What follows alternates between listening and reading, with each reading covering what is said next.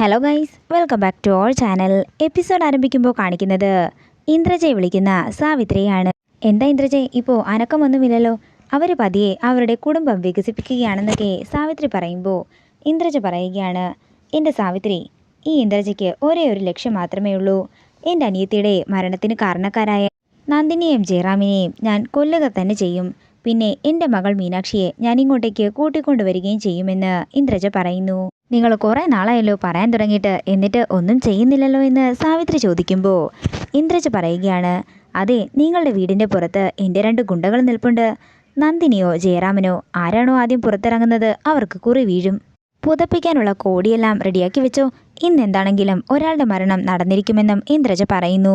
പിന്നീട് കാണിക്കുന്നത് ജയറാം പുറത്തേക്ക് പോകാൻ ഇറങ്ങുന്നതാണ്. അതേസമയം നന്ദിനിയെ കാണുമ്പോൾ അങ്ങോട്ടേക്ക് ചെല്ലുന്നു. ദേവിക്ക് എന്തെങ്കിലും വേണോ? ഞാൻ പുറത്തു പോവുകയാണെന്ന് ജയറാം പറയുമ്പോൾ എനിക്കൊന്നും വേണ്ടെന്ന് നന്ദിനി പറയുകയാണ്. പണ്ട് ദേവിക്ക് ഞാൻ എല്ലാമായിരുന്നെന്ന് ജയറാം പറയുമ്പോൾ അതൊക്കെ എൻ്റെ വെറും സ്വപ്നമായിരുന്നെന്നും നിങ്ങൾ എൻ്റെ വളർത്തമ്മയുടെ മൂത്ത മകൻ മാത്രമാണെന്നും നന്ദിനി പറയുന്നു. അങ്ങനെ ജയറാം പുറത്തേക്ക് പോകാൻ ഇറങ്ങുമ്പോൾ അങ്ങോട്ടേക്ക് 2 കവറുകളൊക്കെ ആയിട്ട് ഗിരി വരികയാണ്. ജയറാമിനെ ഞാൻ കൊണ്ടുവിടണോ എന്ന് ഗിരി ചോദിക്കുമ്പോൾ വേണ്ടെന്ന് പറഞ്ഞ് ജയറാം പുറത്തേക്ക് ഇറങ്ങുന്നു. അതേസമയം ഗിരി നന്ദിനിയുടെ അടുത്തേക്ക് ചെല്ലുകയും അവർ തമ്മിൽ ചിരിച്ചുകൊണ്ട് സംസാരിക്കുന്നതൊക്കെ കാണുമ്പോൾ ജയറാമിന് വിഷമമാവുകയാണ്. ജയറാം ഒരു ഓട്ടോയിൽ കയറി പോകുമ്പോൾ ഇന്ദ്രജയുടെ ഗുണ്ടകൾ പിന്നാലെ ചെന്ന് ഓട്ടോ തടഞ്ഞ് ജയറാമിനെ പുറത്തേക്ക് ഇറക്കുകയും തലങ്ങും വിലങ്ങും തല്ലിയതിനു ശേഷം ജയറാമിനെ കുത്തുകയും അവിടെ നിന്ന് പോവുകയും ചെയ്യുന്നു.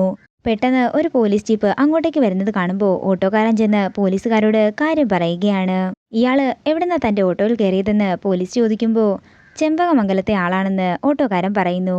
അത് ACP സാറിൻ്റെ വീടല്ലേ? പെട്ടെന്ന് വിവരം അറിയിക്കാൻ SI പറയുകയാണ്. പിന്നീട് കാണിക്കുന്നത് ചെമ്പകമംഗലമാണ്. ഗിരി കുഞ്ഞിനെ എടുത്തോട്ടെ എന്ന് മീനാക്ഷിയോട് ചോദിക്കുമ്പോൾ മീനാക്ഷി കുഞ്ഞിനെ കൊടുക്കുന്നു. അതേസമയം ഒരു പോലീസ് ജീപ്പ് അങ്ങോട്ടേക്ക് വരികയാണ്. ഇത് കാണുന്ന മീനാക്ഷിയും നന്ദിനിയും ഗിരിയും കൂടി പുറത്തേക്ക് ഇറങ്ങി ചെല്ലുമ്പോൾ ജയറാമിന് പറ്റിയ അപകടത്തെക്കുറിച്ച് കോൺസ്റ്റബിൾ അവരോട് പറയുന്നു. ഇതൊക്കെ കേൾക്കുന്ന സാവിത്രി പേടിയോടെ നിൽക്കുകയാണ്. ദൈവമേ, ആ ഇന്ദ്രജ പറഞ്ഞ പണി തന്നെ ചെയ്തോ? എൻ്റെ ഏട്ടനെ കൊന്നു കാണുമോ എന്നൊക്കെ സാവിത്രി മനസ്സിൽ പറയുന്നു. പിന്നീട് കാണിക്കുന്നത് എല്ലാവരും കൂടി അപകടം നടന്ന സ്ഥലത്തെത്തുകയാണ്. അതേസമയം ആംബുലൻസ് വരികയും ജയറാമിനെ കൊണ്ട് ഹോസ്പിറ്റലിലേക്ക് പോവുകയും ചെയ്യുന്നു. തുടർന്ന് ഇതെല്ലാം കാണുന്ന സാവിത്രി മനസ്സിൽ പറയുകയാണ്, കൊലപാതക കുറ്റത്തിന് ഇന്ദ്രജ അകത്തു പോയ പ്രേരണ കുറ്റത്തിന് ഞാനും ജയിലിലാകുമോ എന്ന് സാവിത്രി ഭയന്ന് നിൽക്കുന്നു. പിന്നീട് കാണിക്കുന്നത് ചെമ്പകമംഗലമാണ്. സാവിത്രി ടെൻഷനോടെ നടക്കുന്നത് കാണുമ്പോൾ രാജലക്ഷ്മി അമ്മ അങ്ങോട്ടേക്ക് വരികയാണ്. എടി, കുഞ്ഞ് കരയുന്നത് കാണുന്നില്ലേ? നീ എന്താ ഇങ്ങനെ നിൽക്കുന്നത്? നന്ദിനിയും മീനാക്ഷിയുമൊക്കെ എവിടെ പോയി? ഇതൊക്കെ കേൾക്കുന്ന സാവിത്രി എന്ത് പറയുമെന്നറിയാതെ പരിഭ്രമത്തോടെ നിൽക്കുമ്പോൾ രാജലക്ഷ്മി അമ്മയ്ക്ക് ഒരു ഫോൺ കോൾ വരികയാണ്. നീ ചെന്ന് കുഞ്ഞിനെ എടുക്കെന്ന് പറഞ്ഞ് രാജലക്ഷ്മി അമ്മ അകത്തേക്ക് പോകുന്നു.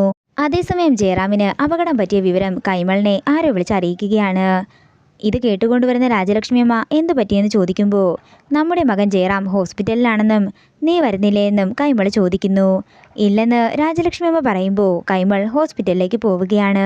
അങ്ങനെ കൈമൾ പോയതിനു ശേഷം ആകെ തകർന്നു നിൽക്കുന്ന രാജലക്ഷ്മി അമ്മയാണ് കാണിക്കുന്നത്.